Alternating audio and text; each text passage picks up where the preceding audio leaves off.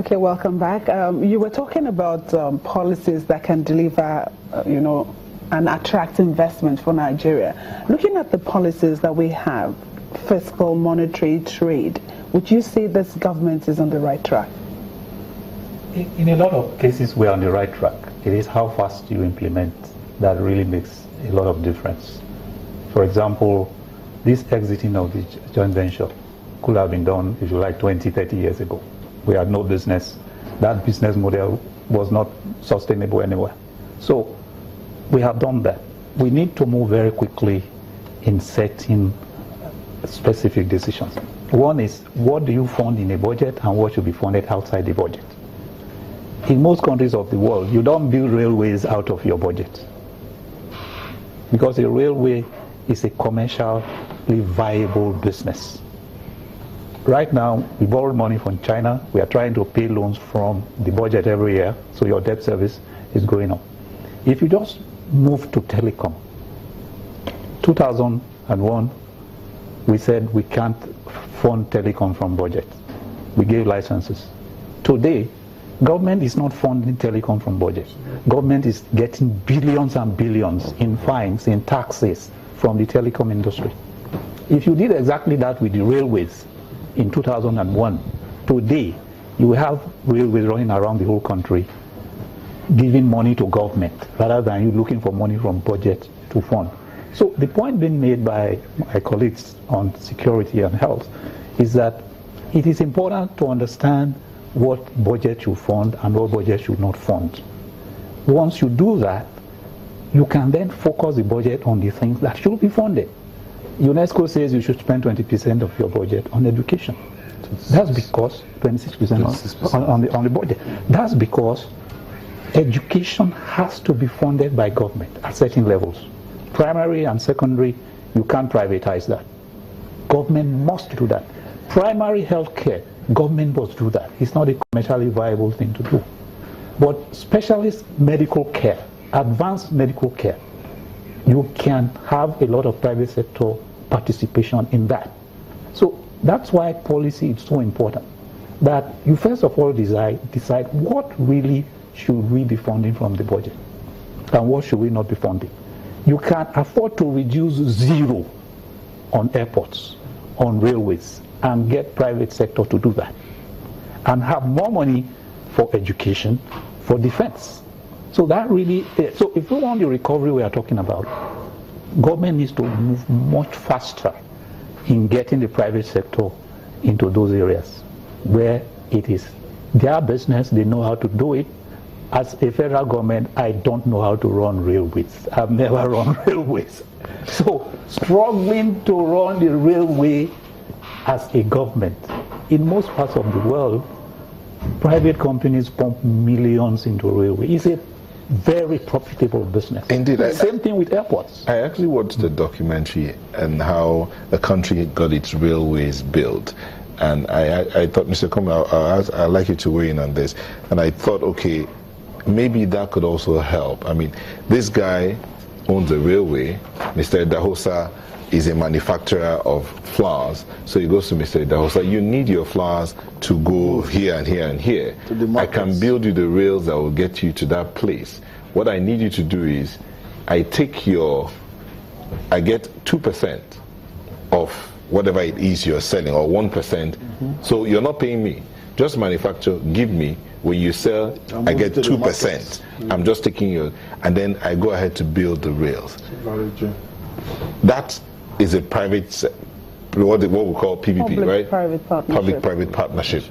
Can that work as we speak in Nigeria today? You have to have a lot of trust and integrity. You have to have a system whereby the value chain is maintained. When I say can it work in Nigeria today? Yes, it can. With our security situation, can it also apply to security as well?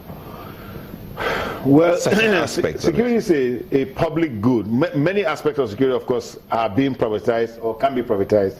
There are things like central monitoring facilities, emergency response capabilities, and so on, guarding of prisoners, running of prison facilities, even down to fire service that can be privatized or that's being privatized, even privatized right now in Nigeria. In fact, part of my release yesterday was in terms of the ungoverned spaces we have. I said, look, let us have what we call a modified civilian JTF in rural areas, because these guys can come there, there's no security personnel, they kill all kinds of people and walk away from there. But if you have private individuals who are deputized, like vigilantes, and I'm sure people will agree that vigilantes are very effective throughout in rural communities in this country today, because the police, they are not enough to get everywhere. The soldiers, of course, have far fewer. The soldiers are like 25% of the police force itself. You know, so you don't have enough security personnel to do this. So yes, the direct answer to your question is yes, but you know, you have to look at, in terms of the way you structured it, you have to look at who is going to deliver what service, how are we going to agree, what kind of agreements are we going to have, and how are we going to respect those agreements, because Nigeria does not have a reputation for respecting its agreements too well. When Nigeria makes an agreement with you, many of the times they are broken, and people remember these things. We might think it's not important here, but if you are, particularly if you are making an agreement with a foreign entity, they remember, they have long memory. We might forget because, you know, we are more short-term in memory. We might forget, but they remember. So when you say to somebody, come and use this airport facility, develop it for us and things, and then 2 years a new government comes in, get out. Those people go back, but their foreign service, they document all of these things and they put it against Nigeria. They say Nigeria does not respect agreements, and that's a bad reputation that we have acquired over the years, which might make it difficult for us to attract foreigners in to build some of this infrastructure is saying on that basis, because they will say, look, the next guys that come around will not honor the agreements that these other guys made with you. Even the guys who made the agreements sometimes don't honor their own agreements too. Mr. Mabinori, the difference, he talked about privatization, but then there's the other side of partnership. What's the difference? Well, in this case now, we need something to happen. Yeah, I think privatization is better than partnership, in my own opinion. That's the PPP.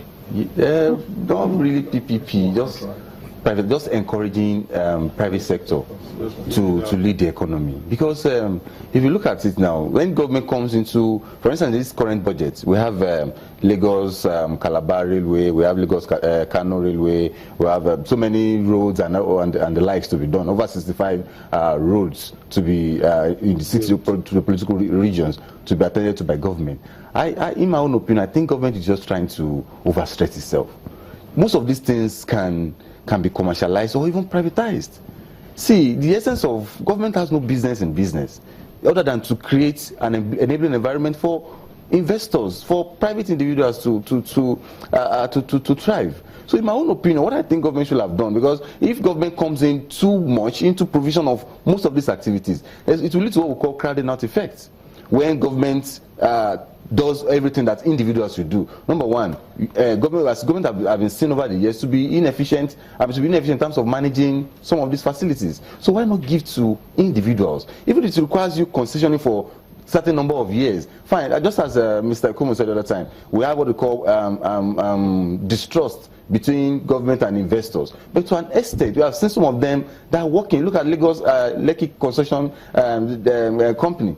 So if you look at Lekki about 10 years ago, look at what we have right now. Everybody's enjoying. Your cars work very well. The roads are okay. They are well maintained compared to Lagos Ibadan Express Road, which is being run by government itself. So if government comes, okay, and just as Mr. Dawson said the other time, a budget cannot take us out of recession. Because what we have, the recession we actually have right now, we didn't get it overnight. It's more or less like policy deficient induced recession. We didn't get it overnight. It was as a result of one bad policy to another bad policy to another bad policy. So we actually require policy, efficient policies to also take us out of this recession, not just one budget. Even if this budget had been at 10 trillion naira as we have it, and it's also not, for instance, the last budget now, nobody knows the percentage that has been executed so far. It's more or less like, okay, don't let them know. We shouldn't be that way, because there are so many things. This budget, for instance, I know the government means well for us, but there are so many assumptions that, for instance, saying you want to produce 2.2 million barrel per annum is more or less unrealistic. Last year, we lost over $2 trillion naira as a result of vandalism and what have you from as revenue. And a government that loses $2 trillion naira out of its expected revenue, how do you want them to survive? Okay, so how do you rather it turns out? What I would have preferred is most of these things that government is getting itself involved should have been privatized. So most of the time when you look at PPP comes in terms of trust and distrust and what have you, to be affected. Government should totally take off its hand off most of these projects and privatize them. Individuals have been known to because we are all profit oriented. They will do these services efficiently well and make their money. But the end of being in business is to provide services and at the same time make profit, not government.